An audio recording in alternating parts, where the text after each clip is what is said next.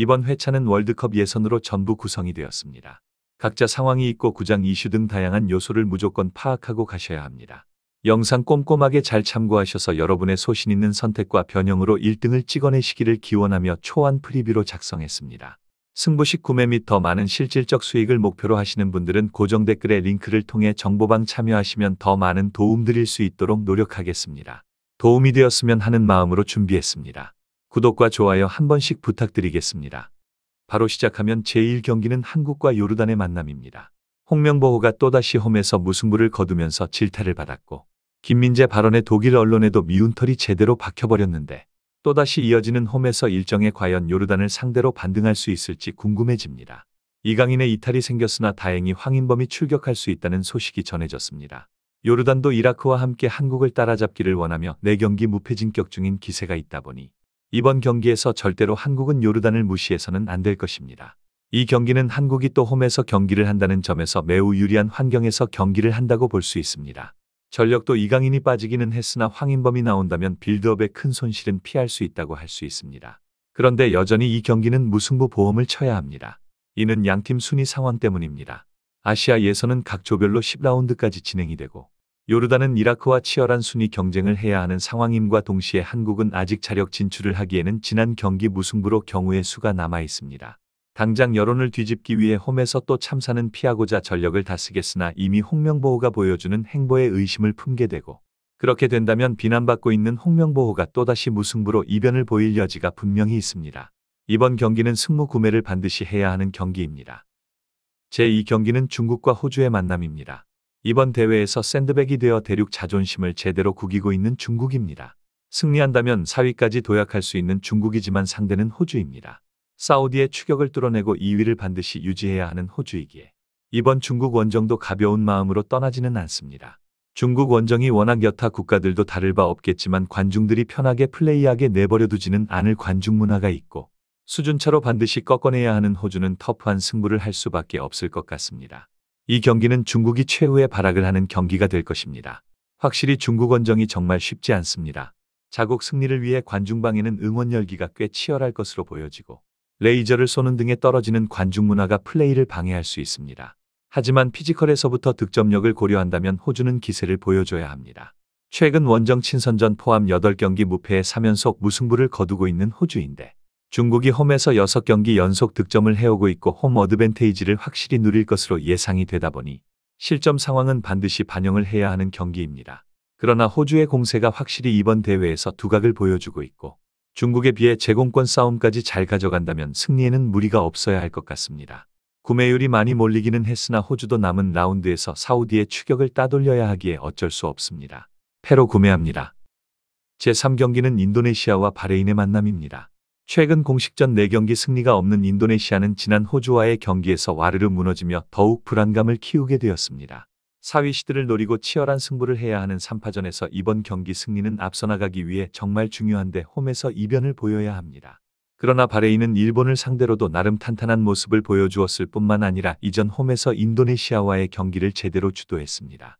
당시 인도네시아가 6탄 경기를 펼치면서 바레인은 아픔을 참아가며 경기를 해야 했는데 당시 경기 양상만 만들어낸다면 카드가 또 다른 행운을 줄 수도 있을 것 같습니다.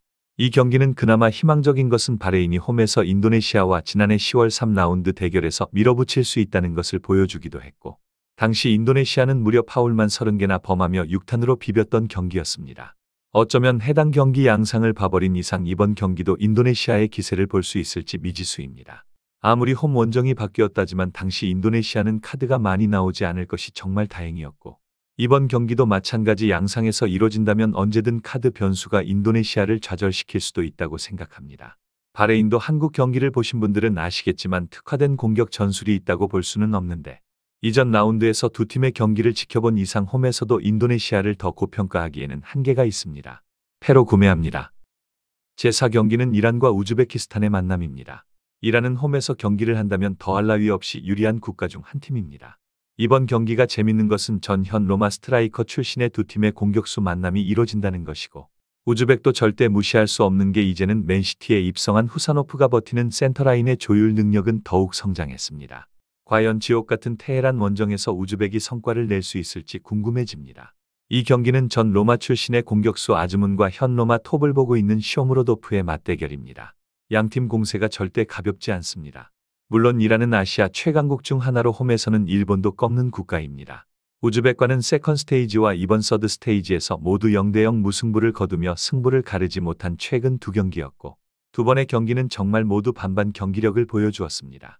우즈벡이 두 번의 이란전을 모두 5명의 수비수를 세우는 선택을 하며 철저한 수비 축구를 계획해왔고, 이번 경기에서 이란을 대이변으로 압도적 학살을 하지 않는 이상 A조의 순위는 이미 확정이라 봐야 하는 2위까지의 시대입니다. 그렇다면 카타르 중립이었던 도하에서 홈배정받은 카타르전 패배를 지우면 무려 테헤란의 아자디 스타디움에서 마지막 패배는 2012년 우즈벡에게 당한 0대1 패배가 유일했습니다. 하필 그 상대를 다시 만나기는 했으나 적어도 이란이 지는 경우는 테헤란에서 상상하기 어렵기에 이번 경기는 승무 구매를 노려볼 수밖에 없습니다. 제5경기는 몰도바와 에스토니아의 만남입니다. 이 경기는 노르웨이에게 제대로 상처받은 몰도바가 홈에서 반등을 노리는 경기입니다. 에스토니아가 이번 대회 진출 국가들 중 최약체로 손에 꼽는 국가이기에 홈이라면 더욱 잡고 싶을 것입니다. 실제 에스토니아가 원정 14경기 딱 1승에 11패를 하고 있다 보니 아무리 몰도바도 더 높은 곳에서는 경쟁력은 잃겠으나 이번 경기는 나름 희망적이라 할 수 있습니다. 이 경기는 몰도바가 첫 승점 획득을 노리는 경기가 될 수 있습니다. 에스토니아는 너무 최약체 중 최약체입니다. 다만 몰도바가 월드컵 예선에서 2013년부터 3무 18패라는 처참한 성적과 함께 10연패 사슬을 끊어야 하는 어려움이 있긴 합니다. 또한 에스토니아에게 1998년 이후 1무 3패로 승리하지 못한 맞대결 성적도 아쉬움이 있습니다. 그래도 몰도바가 네이션스리그에서 활약하며 최근 홈 5승 3무 2패로 경기력을 끌어올리고 있으며 에스토니아가 무려 4번의 월드컵 예선 경기 전체를 통틀어 딱 2승뿐이다 보니 원정 2무 11패의 최근 행보까지 몰도바에게 희망을 더 주는 경기가 될 것 같습니다. 승부식 구매는 언더로 답지를 찾을 수 있는 이번 경기라고 보여지는데 오히려 키프로스나 알바니아와 대결 혹은 2년 전에는 홈에서 폴란드까지 잡는 한 방을 보여주었기에 어쩔 수 없지만 승구매를 할 수밖에 없습니다. 제6경기는 쿠웨이트와 오만의 만남입니다. 4위 탈환을 노리는 쿠웨이트와 이를 지키고자 하는 오만의 만남입니다. 쿠웨이트가 지난 경기 이라크 원정에서 무려 2대2의 성과를 내서 또 승점을 쌓았고 조금씩 추격을 하고 있습니다. 이번 대회 무려 5무 2패로 무승부로만 승점을 쌓아왔고 이제는 승리를 노립니다. 실제 오만이 이번 대회 원정에서 한 골 6실점으로 승리를 하지 못하고 있다 보니 가능성은 있습니다. 하지만 오만이 하필 쿠웨이트 원정에서 무려 23년간 패배가 없다 보니 결국 대한민국에게 한 방을 먹인 것처럼 쿠웨이트도 쉽게 분위기를 이어가지는 못할 수 있습니다. 결국 4위 자리 경쟁 체제에서 비조가 흘러가고 있기에 정말 치열할 경기입니다. 이 경기는 오만이 정배당을 받았습니다. 한국에게 극적 무승부를 거두며 4위 시대에 나아갈 수 있었고 이번 경기 무승부만 거두어도 한 번의 기회를 얻게 됩니다. 그리고 더 희망적인 것은 두 팀의 지난 맞대결 결과가 무려 4대0의 학살이었고 오만은 쿠웨이트 원정에서 23년간 패배가 없습니다. 쿠웨이트가 이번 대회 4경기 연속 득점을 하면서 저력을 보여주고 있고 나세르가 팀을 구원하기 위해 이번 경기도 득점을 계속 노리기는 할 텐데 승리를 하기에는 한 끗이 부족해 보이는 것이 어쩔 수 없는 것 같습니다. 결국 오만도 무승부만 거두어도 전혀 문제가 되지 않는 이번 원정길이고 실제 원정 6경기 3무 3패로 오만 또한 원정에서 계속 득점에 어려움을 겪으며 해당 기간 멀티골이 없다는 점에서 이번 경기는 침대 축구를 오만이 후반전에 할 가능성을 염두해야 할 것 같습니다. 무승부로 구매하게 됩니다. 제7경기는 북마케도니아와 웨일즈의 만남입니다. 북마케도니아가 최약체를 잡으며 순조로운 대회 출발을 알렸습니다. 월드컵 예선은 나름 7승 3무 2패로 2패가 질법한 국가들에게 당연한 패배를 헌납했던 것이다 보니 최근 연승 행진의 기세는 든든할 것 같습니다. 하지만 상대는 탄탄해진 웨일즈입니다. 이제는 너무 오래전 이야기이지만 가레스 베일의 시대가 끝나고 하락세를 피하지 못한 웨일즈였는데 다시 존슨과 함께 제임스의 각성으로 공격을 살리는 축구로 탈바꿈하고자 하고 있습니다. 다만 이번 경기가 원정이고 웨일즈가 실제 원정 2승 5무 5패로 아직 흔들리고 있다 보니 이번 원정을 만만하게 봐서는 안 될 것입니다. 이 경기는 어쩌면 기세만 보았을 때 북마케도니아의 7연승까지도 생각하시는 분들이 있을 것 같습니다. 하지만 현실은 그렇게 쉽지 않습니다. 미오브스키가 부상에서 돌아와서 에버딘 당시 전성기 기량 회복을 노리는 시즌이 될 수도 있겠지만 냉정하게 웨일즈의 수비를 뚫어내는 것이 그리 간단한 일은 아닙니다. 특히 웨일즈가 이렇게 벤 데이비스와 로돈이 안정감을 보여준다면 측면 자원에서 공격을 윌리엄스와 존슨이 쉽게 풀어갈 수 있게 되고 제임스의 경우에도 리즈에서 정말 압도적 시즌을 보내며 기량을 올리고 있다 보니 공격 작업에서 북마케도니아를 월등히 앞서는 웨일즈가 될 가능성이 높아 보입니다. 북마케도니아 6연승의 재물이 너무 하위 레벨 국가였음을 감안하더라도 이번 경기는 패로 구매를 해야 합니다. 제8경기는 몬테네그로와 페로제도의 만남입니다. 몬테네그로는 이번 대회를 앞두고 오스마이치의 인종차별 발언에 피파 징계를 받게 되는 이슈가 있기도 했습니다. 물론 이와 별개로 이탈에 있었기에 딱히 신경 쓸 부분은 아닙니다. 결국 공격은 여러분들도 익숙하실 인천의 무고사와 함께 크르스토비치가 본체입니다. 수비는 이제 사비치 시대가 끝이 났지만 페로제도를 상대로 한다면 최근 예선 2무 8패의 성적과 함께 홈 몬테네그로는 더 자신감을 가질 것입니다. 이 경기는 사실 이변을 바라기 쉽지 않을 것 같습니다. 몬테네그로가 학살하는 것을 기대하기도 어려울 수는 있으나 적어도 레체에서 힘든 시즌을 내리보내면서도 제 역할을 해주고 있는 크르스토비치와 나름 대표팀 붙박이로 꾸준한 활약을 하고 있는 인천의 무고사는 절대 무시할 수 없는 공격을 구축하고 있습니다. 이제 사비치를 수비에서 볼 수 없는 몬테네그로가 탄탄한 수비를 계속 구축할 수 있는지가 합리적 의심을 하게 만들기도 하지만 적어도 이번 L조에서 잡을 수 있는 클럽은 페로제도까지이다 보니 이 경기는 일단 무조건 잡고 봐야 합니다. 네이션스리그 일정으로 크로아티아의 경기가 6월부터 이뤄지겠으나 강세는 예상해야 하고 체코와 함께 상위 시드를 노리는 L조입니다. 살아남기 위해 기회는 반드시 잡아야 하는 몬테네그로라면 페로제도가 5-4-1 포메이션으로 또 두 줄을 세우겠지만 한 번은 뚫어내야 할 것입니다. 승으로 구매합니다. 제9경기는 이스라엘과 노르웨이의 만남입니다. 이스라엘은 2대1의 스코어는 아쉽지만 내용적으로 에스토니아를 반코트 학살하는 경기로 오랜만에 헝가리 중립구장 경기에서 기세를 보였습니다. 이는 전력차에서 당연한 승리라 볼 수 있었지만 이스라엘이 홈구장을 중립경기에서 헝가리로 넘어가고 나서 2승 1무 4패로 성적이 좋지 못하고 이번 상대가 노르웨이라는 점을 감안하면 절대적으로 불리해지는 경기라 볼 수 있습니다. 노르웨이가 외대고르의 부활과 함께 다시 비상하고 있다 보니 이스라엘에게는 잔인한 경기가 될 수도 있습니다. 이 경기는 노르웨이가 쉽게 잡아줘야 합니다.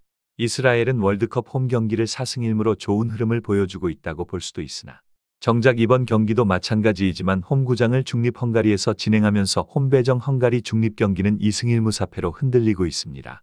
그리고 해당 7경기 중 4경기에서 후반전 퇴장이 나오기도 했는데 이번 경기도 전력에서 너무 크게 밀립니다.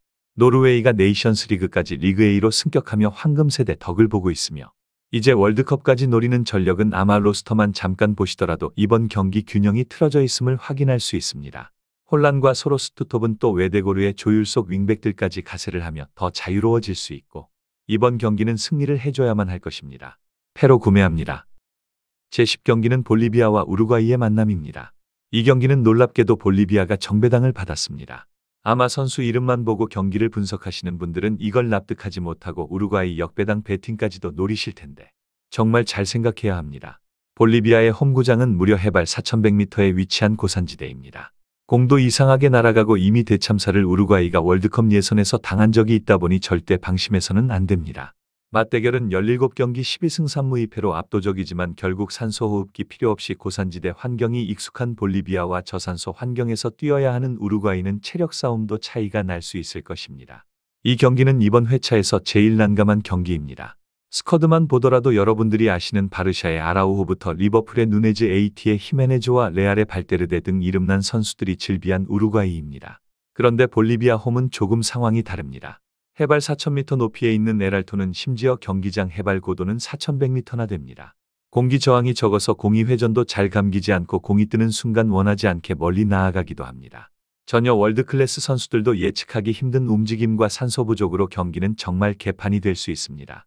이미 카타르 월드컵 남미 예선 당시 우루과이가 여기서 3대0으로 당했고 여기서도 왜 볼리비아가 정배당을 받았는지는 분명히 생각해야 할 것입니다. 승패로 복수 구매를 반드시 해야 하는 경기입니다. 제11경기는 베네수엘라와 페루의 만남입니다. 베네수엘라는 이번 경기 정말 잡고 싶을 경기입니다. 볼리비아와 함께 최종 시드 3파전에 붙어 있고 남은 라운드가 아직 좀 있다지만 홈에서 더 이상 바닥을 길 수는 없습니다. 다행히 현재 하위 4개 팀 중 가장 골득실이 준수한 베네수엘라인데 페루도 최근 2번의 패배가 브라질과 아르헨이었을 뿐 베네수엘라 원정 3무 4패라는 기세와 지난 경기 볼리비아에게 대승하며 기세까지 올랐기에 연승을 목표로 할 수밖에 없는 페루입니다. 하지만 이번 대회 원정에서 단 한 골도 넣지 못하고 있는 페루의 공세는 너무 아쉬울 따름입니다. 이 경기는 페루가 진짜 해볼만 합니다. 이번 대회에서 가장 많은 실점을 하고 있는 두 팀이기에 공격력을 떠나서 서로 실점 가능성을 열어둬야 합니다. 그러나 페루는 볼리비아를 잡으면서 기세를 올려 희망을 보았고 심지어 베네수엘라 원정에서 4승 3무로 8경기 무패 행진을 이어가고 있습니다. 결국 한방 싸움이 될 수 있는 이번 경기에 아르헨티나와 브라질 그리고 우루과이를 상대로 내리 무승부를 거두는 끈질긴 모습은 베네수엘라에게 정배당을 주기도 한 것 같습니다. 그런데 이 또한 무승부 가능성을 주는 정도입니다. 이미 이번 대회 원정 6경기 0-17점으로 한 번도 득점을 하지 못한 페루이고 베네수엘라의 홈에서 즐긴 경기력은 결국 1대0이냐 페루의 대회 원정 첫 득점으로 1대1이냐 정도에서 갈릴 것 같습니다.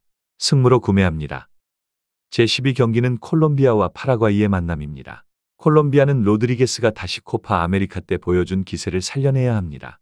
디아즈가 있다지만 결국 로드리게스의 움직임에 많은 부분이 좌우되고 파라과이에게 전체 대회 맞대결은 4승2무로 앞서고 있습니다.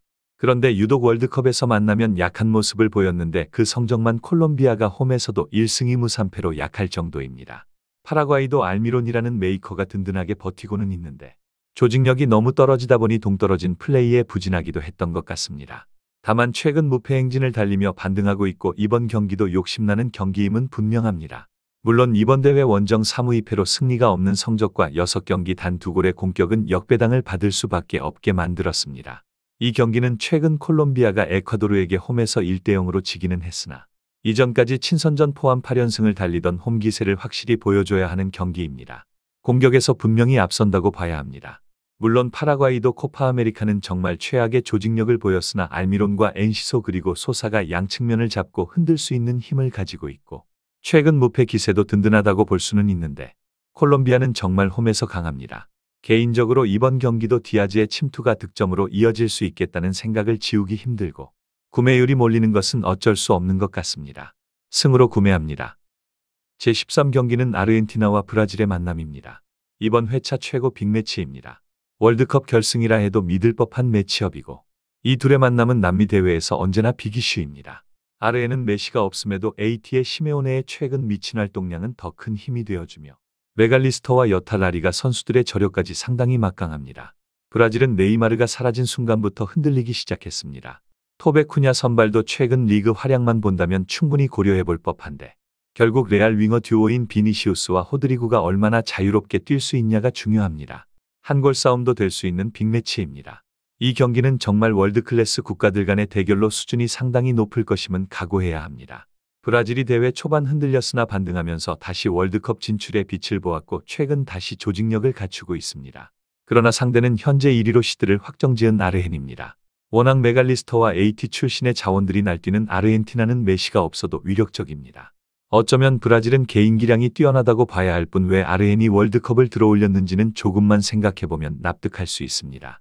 다만 브라질도 절대 무시할 수 없는 측면 속도를 살리는 레알 듀오 호드리구와 비니시우스가 있고 양팀의 맞대결 최근 8경기의 양팀 득점은 한 번도 없이 0대0 무승부는 딱 한 번뿐이었다는 점에서 선제골 싸움이 될 수 있는 이번 경기는 결국 복수 선택은 필수적이게 됩니다. 승패로 복수 구매하게 될 경기입니다. 제14경기는 칠레와 에콰도르의 만남입니다. 승무패답게 마지막 경기는 쉽지 않습니다. 칠레는 이번 대회 단 2승 3무 8패의 성적으로 최하위에 위치하고 있고 에콰도르는 홈무패의 기세로 뜬금 2위로 고공행진을 하고 있습니다.